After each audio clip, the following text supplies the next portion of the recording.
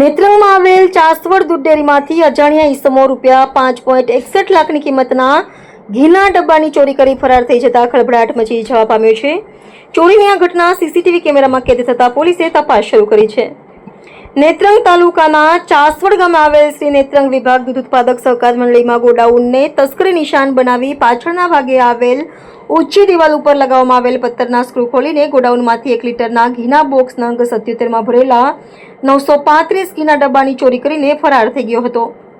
ચોરીની આ સમગ્ર ઘટના ગોડાઉનમાં લગાવવામાં આવેલા સીસીટીવી કેમેરામાં પણ કેદ થઈ છે. ગોડાઉનમાં ઘીના ડબ્બાનો સ્ટોક ઓછો દેખાતા ગોડાઉનના મેનેજરે ચાસવડ ડેરીના વ્યવસ્થાપક સમિતિના પ્રમુખ, ઉપપ્રમુખ અને મેનેજરને જાણ કરી હતી, જેમાં ઘીના ડબ્બાનો સ્ટોકની તપાસ કરવામાં આવતા ઘટાડો જોવા મળ્યો હતો. જેમાં ચાસવડ ડેરાના મેનેજર સુરેશ પટેલે કુલ 935 ઘીના ડબ્બા જેની કિંમત રૂપિયા 5,61,000ના મુદ્દામાલની ચોરી થઈ હોવાની પોલીસ ફરિયાદ નોંધાવી છે.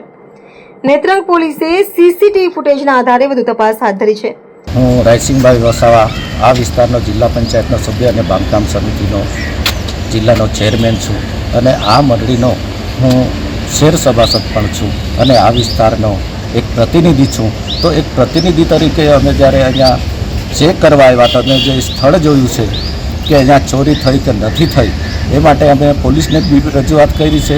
અહીંના સમિતિને બી અને પ્રમુખ ઉપપ્રમુખને પણ જાણ કરવામાં આવી છે કે આ માટે શું તમે વિચારો છો. તેમણે કીધું કે અમે જે કંઈ એના પર એક્શન લઈશું.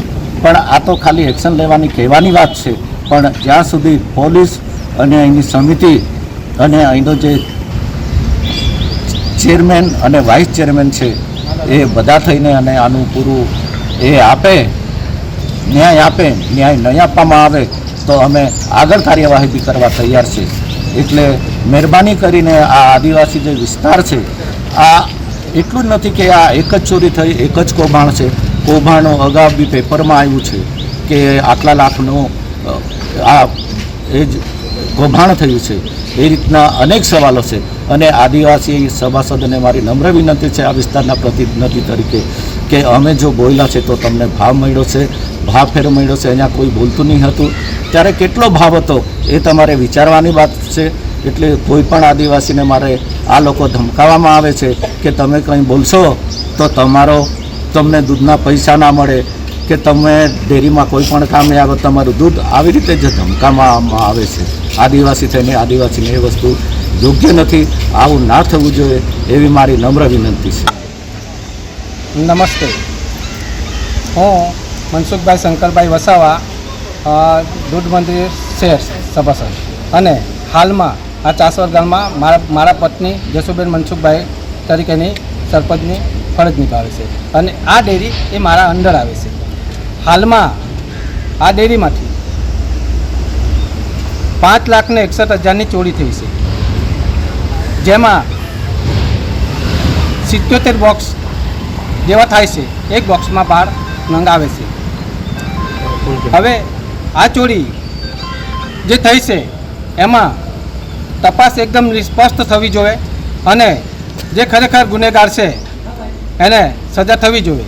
બીજું કે આ જે ડેરી છે એમાં એ આદિવાસી પ્રજા છે, એ દૂધ ભરીને મહેનત કરે છે અને એમાંથી એનો પૈસો છે. આ દૂધ ભરીને મહેનત કરે એનો પૈસો છે અને એ એના પૈસા જાય છે.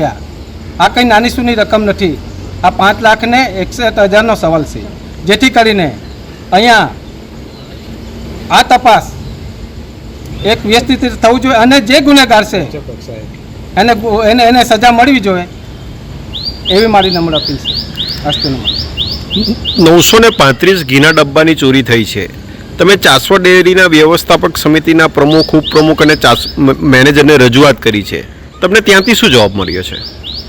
ત્યાંથી અમને એવો જવાબ મળ્યો છે કે તપાસ ચાલુ છે અને જે પણ કર્મચારી આમાં સામેલ હશે એના પર કાયદેસરની કાર્યવાહી કરીશું અને જે પણ કર્મચારી હશે એના પર જે પણ આ ચોરી થઈ છે એની પૂરેપૂરી રિકવરી લઈશું. એ રીતના અમને એમનો જવાબ મળ્યો છે.